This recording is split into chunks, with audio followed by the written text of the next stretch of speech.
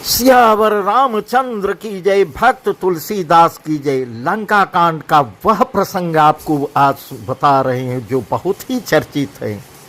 लक्ष्मण और मेघनाथ एक दूसरे के आमने सामने हैं, वही प्रसंग हम आपको बता रहे हैं।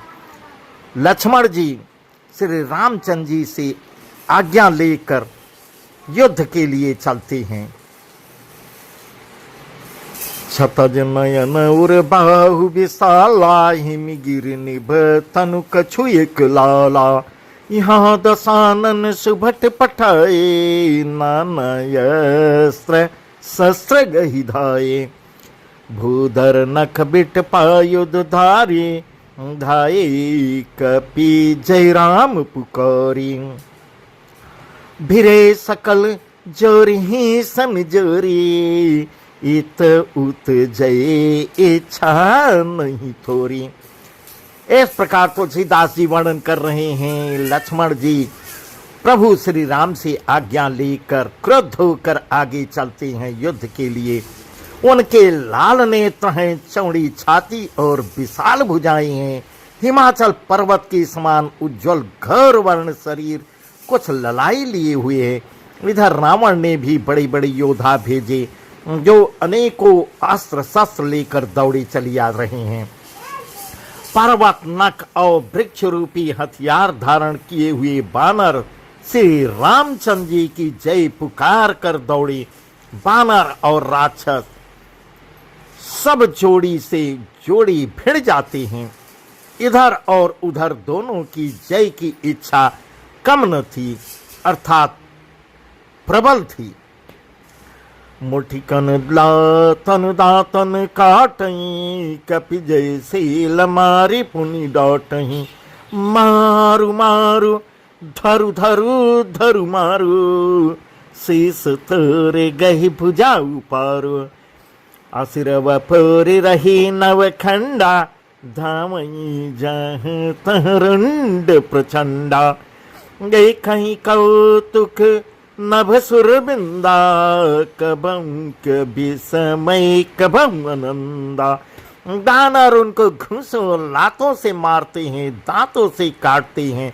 जयशील बानर उन्हें मार कर फिर डांटते भी हैं। मारो मारो, पकड़ो पकड़ो, पकड़ कर मार दो, सिर तोड़ दो और भुजाएं पकड़ कर उखाड़ लो, इस प्रकार कह रहे हैं।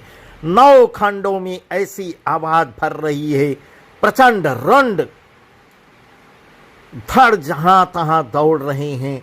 आकाश में देवतागण यह कौतुक देख रहे हैं। उन्हें कभी खेद होता है और कभी आनंद आता है। इस प्रकार तुलसीदास जी वर्णन कर रहे हैं।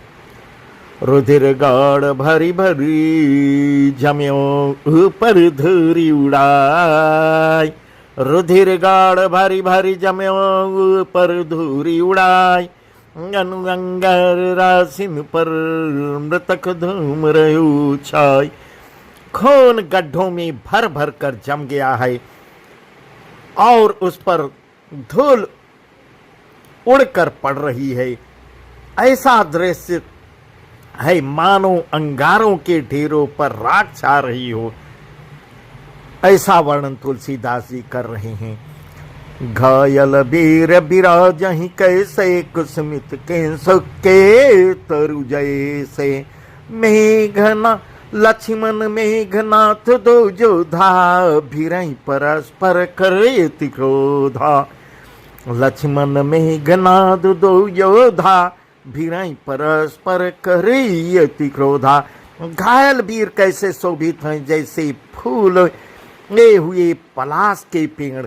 लक्ष्मण और मेघनाथ दोनों योद्धा, दोनों ही अत्यंत वीर बलवान हैं। अत्यंत क्रोध करके एक दूसरे से भिड़ते हैं। एक कहीं एक सकहीं नहीं जीती, एक कहीं एक सकहीं नहीं जीती। निश्चर छल बल करई नीति। क्रोधवंत तब भयउ अनंता, भंजू रथ सारथी तुरंता। एक दूसरे को किसी को कोई जीत नहीं सकता। राक्षस छल बल माया और अनीति अधर्म करता है, तब भगवान अनंत जी लक्ष्मण जी क्रोधित हुए और उन्होंने तुरंत उसके रथ को तोड़ डाला और सारथी को टुकड़े टुकड़े कर दिए। नाना विधि प्रहार कर सहसा राक्षस भयउ प्राणयउ शेषा। नाना विधि प्रहार कर सहसा राक्षस भयउ प्राणयउ शेषा। रावण सुत निज मन अनुमाना संकट भयउ हरि मम प्राणा। शेष जी लक्ष्मण जी उस पर अनेक प्रकार से प्रहार करने लगे। राक्षस के प्राण मात्र शेष रह गए। एकदम विचलित हो गया।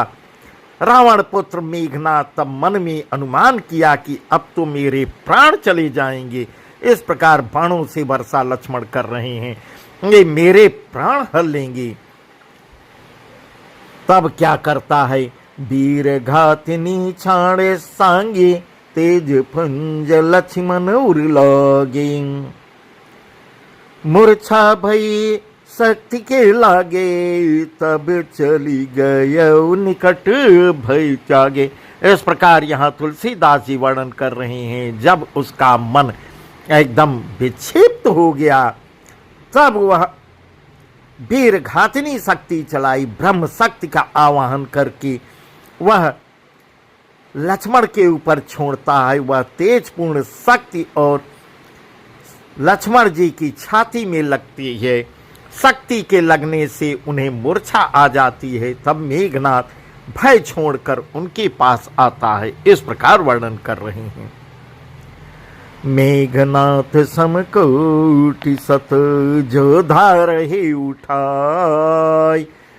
जगदाधार शेष किम उठे चले खिसियाय।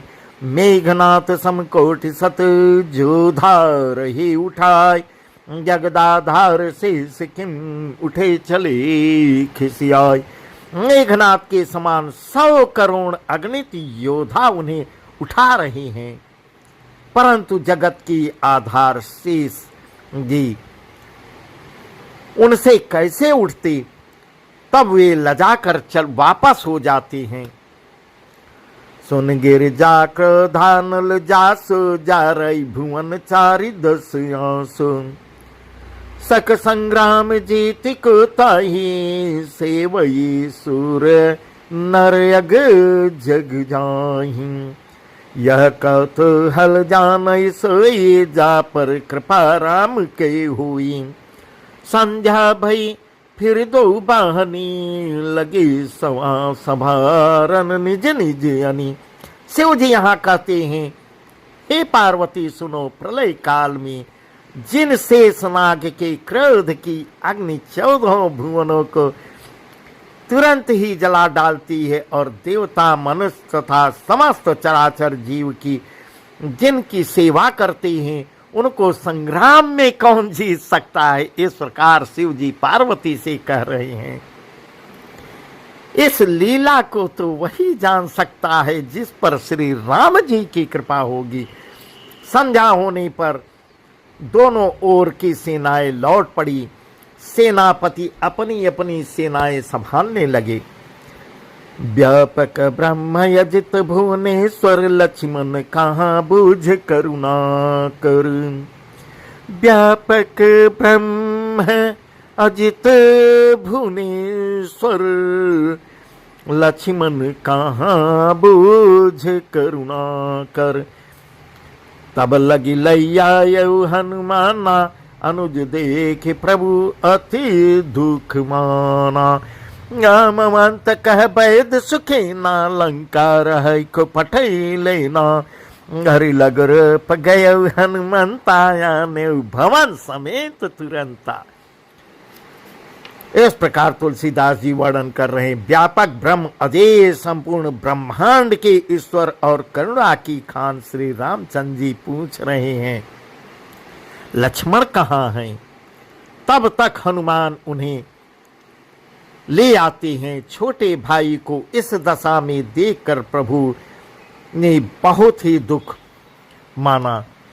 जामवंत यहाँ कह रहे हैं कि लंका में सुखेन वैद्य रहता है, उसे ले आने के लिए किसको भेजा जाए। हनुमान जी छोटा रूप धारण करके गए और सुखेन को उसके भवन समेत उठा ले आते हैं। ऐसा वर्णन तुलसीदास जी कर रहे हैं।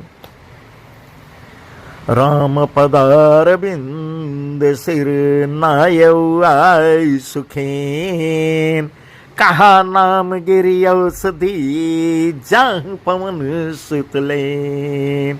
सुखेन ने आकर श्री रामचंद्र जी के चरणार बिंदु में सिर नवाया। उसने पर्वत और औषध का नाम बताया और कहा कि हे पवन पुत्र, औषध लेने जाइए, शीघ्र जाइए। रामचरण सर से जो राखे, चला प्रभंजन सुत बल भाखे। वहां दूत एक मरम जनावा, राम नु काल नेमि गृह आवा। दसम कहा मरम ते सुना, पुनि पुनि काल नेमि सिर धुना। देखा तुम्हें नगर जही जारा, तासु पंथ करो कन पारा।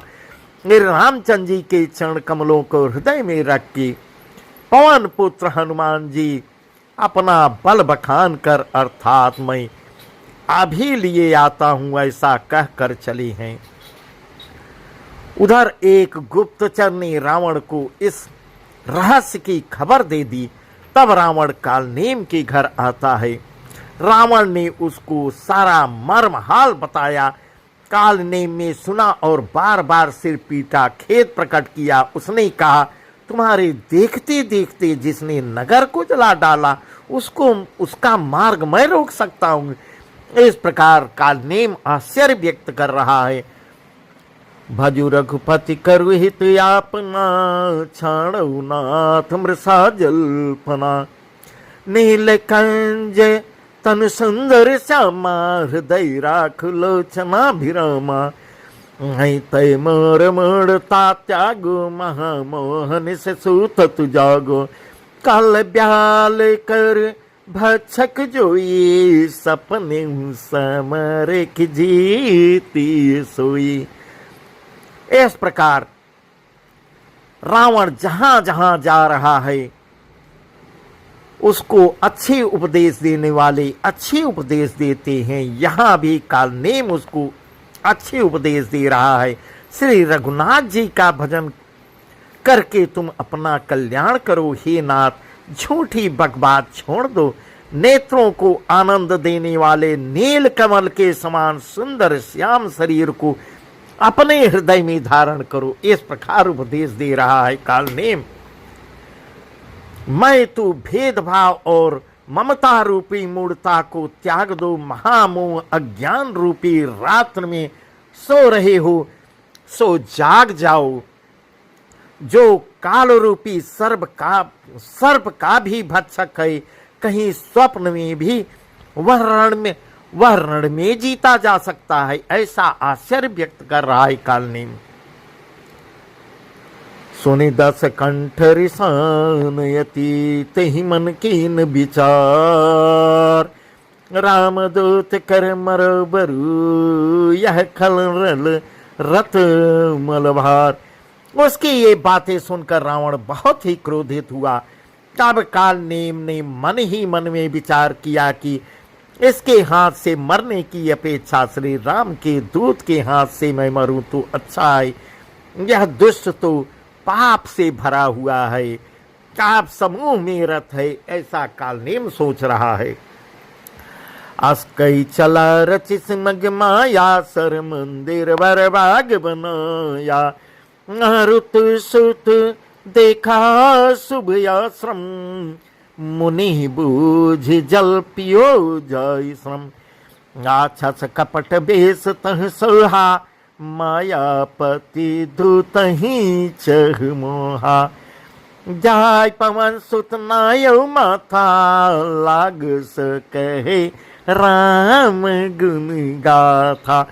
ऐसा तुलसीदास जी वर्णन कर रहे हैं। वह मन ही मन ऐसा कहकर चला कि और उसने मार्ग में माया रची तालाब, मंदिर और सुंदर बाग बना दिया, माया का नगर बसा दिया। हनुमान जी ने सुंदर आश्रम देखकर सोचा कि मुनि से पूछकर जल पी लूं, जिससे थकावट दूर हो जाए। राक्षस वहां कपट से मुनि का वेश बनाए पहले से विराजमान था। वह मूर्ख अपनी माया से मायापति के दूत को मोहित करना चाहता है, ऐसा तुलसीदास जी यहाँ कह रहे हैं। ये मायापति के दूत को मोहित करना चाहता था। मारुति ने उसके पास जाकर मस्तक नवाया। वह श्री राम जी के गुणों की कथा कहने लगा।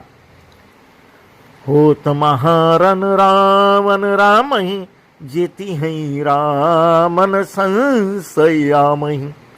यहाँ भय मैं देखूं भाई, ज्ञान दृष्टि बल मोहि अधिकाई। मागा जल तहि दीन कमंडल, कह कपि नहीं यगाऊं थोरी जल। शर्म जन करी आतुर्यामहु, दीक्षा देव ज्ञान जेहि पावं। वह बोला, रावण और राम में महान युद्ध चल रहा है। राम जी जीतेंगे, इसमें कोई संदेह नहीं है। हे भाई, मैं यहाँ रहता हुआ भी सब कुछ यहाँ से देख रहा हूँ, ऐसा त्रिकालदर्शी अपने को बता रहा है। मुझे ज्ञान दृष्टि का बहुत बड़ा बल है। हनुमान जी ने उससे जल मांगा तो उसने कमंडल दे दिया। हनुमान जी ने कहा, थोड़े जल से मैं तृप्त होने वाला नहीं हूँ। तब वह कहता है कि आगे तालाब है, तालाब में स्नान करके तुरंत लौट आओ, तो मैं तुम्हें दीक्षा दूं, जिससे तुम ज्ञान प्राप्त करो। सर पैठत कपिपद गहा, मकरी तव यकुलान। मारी सोधरि देव्य तन, चली गगन चढ़ी जान। इस प्रकार तालाब में प्रवेश करते ही एक मकरी ने अकुलाकर उसी समय हनुमान जी के पैर पकड़ लिया और सारा हनुमान जी उसे मार डालते हैं। तब वह दिव्य देह धारण कर लेती है, विमान पर चढ़कर आकाश को चली जाती है और वही हनुमान जी से वर्णन करती है। क्या कहती है? कपितव धरस भयो निष्पापा, मिटातात मुनिवर कर सापा। कपितव धरस भयो निष्पापा, मिटातात मुनिवर कर सापा। न यह सर घोरा, मानहु सत्य वचन कपि मोरा। आस कही गई अक्षरा जबहि, निश्चर निकट गयो कपि तबहि।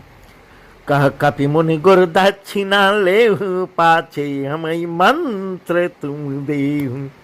उसने कहा, हे बानर, मैं तुम्हारे दर्शन से पाप रहित हो गई, मेरा कल्याण हो गया। हे तात, श्रेष्ठ मुनि का शाप मिट गया। हे कप, यह मुनि नहीं है, यह घोर निशाचर है, मायावी है, मेरा वचन सत्य मानो। ऐसा कहकर ज्यों ही वह अप्सरा आकाश को चली जाती है, त्यों ही हनुमान जी निशाचर के पास आते हैं। हनुमान जी ने कहा, हे मुनि, पहले गुरुदक्षिणा ले लीजिए, फिर मंत्र हमको दीजिएगा। इस प्रकार वह समझ गया। सिर लंगोर लपेटी पछारा, निज तनु प्रगट सिमरती बारा। सिर लंगोर लपेटी पछारा, निज तनु प्रगट सिमरती बारा। राम राम कही छाण सी प्राणा, सुनि मन हरसि चले हनुमाना। इस प्रकार हनुमान जी उसके सिर को पूंछ में लपेट कर उसे पछाड़ देते हैं। मरते समय उसने अपना राक्षसी शरीर प्रकट कर दिया। उसने राम राम कहकर प्राण छोड़ दिए और उसका भी प्रभु कल्याण कर देते हैं। या उसके मुंह से राम का नाम उच्चारण सुनकर हनुमान जी मन में हर्षित होते हैं। देख, तब हनुमान जी आगे को बढ़ते हैं। देखा शैल नयो सद चीन्हा, देखा शैल नयो सद चीन्हा, सहसा कपि उपारि गिरि लीन्हा। गही गिरि निस्नध्व धावत भयो, अवधपुरी ऊपर कपि गयो। उन्होंने पर्वत को देखा पर औषध को नहीं पहचान पाया। न पहचानने के कारण मन ही मन विचार किया और पूरा पर्वत उखाड़ लिया। हनुमान जी एकदम से पर्वत ही उखाड़ लेते हैं। पर्वत लेकर हनुमान जी रात ही रात में आकाश मार्ग से दौड़ चलते हैं और अयोध्यापुरी के ऊपर पहुंच जाते हैं। देखा भरत विशालयति, निश्चर मन हनुमान। अनुफर सायक मारे चाप श्रवण लगितान। भरत जी ने आकाश में अत्यंत विशाल स्वरूप देखा, तब मन में अनुमान किया यह कोई राक्षस है। उन्होंने कान तक धनुष को खींचकर बिना फल का एक बाण मारा। इस प्रकार हनुमान जी को लगा और कुछ देर के लिए हनुमान जी मूर्छित होते हैं। परम रच महिलागत सायक, सुमिरत राम राम रघुनायक। परम रच महिलागत सायक, सुमिरत राम राम रघुनायक।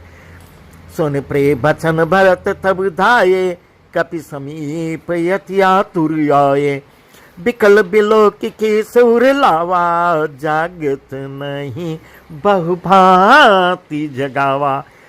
मुख मलिन मन भय दुखारी, कहत बचन भरि लोचन बारी। यहाँ तुलसीदास जी कहते हैं, बाण लगते ही हनुमान जी राम राम रघुपति का उच्चारण करते हुए मूर्छित होकर पृथ्वी पर गिर पड़ते हैं। प्रिय वचन राम नाम सुनकर भरत जी दौड़ पड़ते हैं और बड़ी उतावली से हनुमान जी के पास आ जाते हैं। ऐसा वर्णन तुलसीदास जी कर रहे हैं। हनुमान जी को व्याकुल देखकर उन्होंने हृदय से लगा लिया, बहुत तरह से जगाया पर वे जाग नहीं रहे हैं। तब भरत जी का मुख उदास हो गया, वे मन में बड़े दुखी हुए और नेत्रों में विषाद के आंसुओं का जल भरकर ये वचन बोले, जहीं विधि राम विमुख मोहि कीन्हा, तेहि पुन यह दारुण दुख दीन्हा। जहीं विधि राम विमुख मोहि कीन्हा, तेहि पुन यह दारुण दुख दीन्हा। जो मोरे मन बचे रुकाया, प्रीति राम पद कमल यमा। या तो कपि हो विगत श्रम सूला, जो मुँह पर रघुपति अनुकूला। सुनत बचन उठ बैठ कपीसा, कही जय जयति कौशलाधीसा। सुनत बचन उठ बैठ कपीसा, कही जय जयति कौशलाधीसा। जिस विधाता ने मुझे श्री राम से विमुख किया है, उसी ने फिर यह भयानक दुख भी दिया है। ऐसा भरत जी सोच रहे हैं। यदि मन वचन और शरीर से श्री रामचंद्र जी के चरण कमलों में मेरा निष्कपट प्रेम हो और यदि श्री रघुनाथ जी मुझ पर प्रसन्न हो, तो यह बानर थकावट और पीड़ा से रहित हो जाए। ऐसा मन ही मन भरत जी आवाहन कर रहे हैं, भगवान श्री राम को का सुमिरन कर रहे हैं। यह वचन सुनते ही कपिराज हनुमान जी तुरंत उठ के बैठ जाते हैं। कौशलपति श्री रामचंद्र जी की जय हो कहते हुए उठ बैठ जाते हैं। इस प्रकार लेन कपि उर्लाई, पुलकित तनु लोचन सजल। प्रीत हृदय समाय, समीर राम रघुकुल तिलक। भरत जी ने बानर हनुमान जी को हृदय से लगा लिया। उनका शरीर पुलकित हो गया और नेत्रों में आनंद तथा प्रेमाश्रुओं की धारा आ गई। राकुल तिलक श्री रामचंद्र जी का स्मरण करके भरत जी ने हृदय में प्रीति समाती न रही, ऐसा वर्णन तुलसीदास जी कर रहे हैं। सियावर रामचंद्र की जय।